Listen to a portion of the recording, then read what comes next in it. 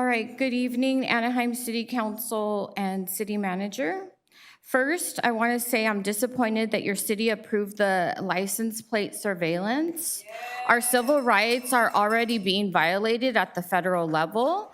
I think our city should focus on protecting our rights rather than enabling those that want to harm our immigrant communities. We cannot trust this administration to think that they will not try to gain access to this information. I ask the following questions. Where will the cameras be placed? Will there be equitable placement throughout the city's jurisdiction and the avoidance of placing these cameras in neighborhood streets? This intrudes in our constitutional right to privacy as protected by the Fourth Amendment. Secondly, I am here to ask for information involving the case to be made public in the senseless death of my nephew, Albert Arzola, by a police officer on the city's payroll. It's not the family's responsibility to release that information, nor their lawyers. Anaheim residents have asked, and you have an obligation to release it to your constituents, the footage, the officer's name, and we demand the autopsy to be released. He was a lifelong resident of Anaheim. He attended Anaheim Public Schools and graduated from Catella High School. He even worked here in the city of Anaheim.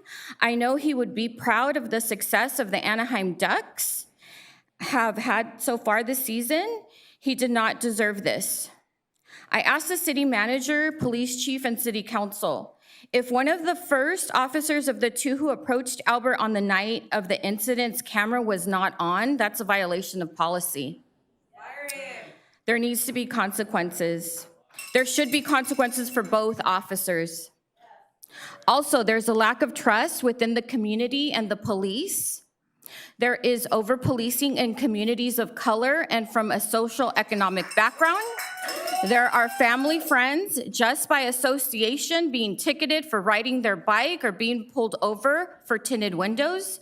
This is systematic, it's harassment and a form of intimidation to oppress people's right to live free. The police chief should have a community meeting to update the community on the investigation and address the community's concerns. To say you cannot speak on an ongoing investigation just so you can hide behind your desk and avoid addressing the real concerns your communities face is just a cop-out. Thank you for listening.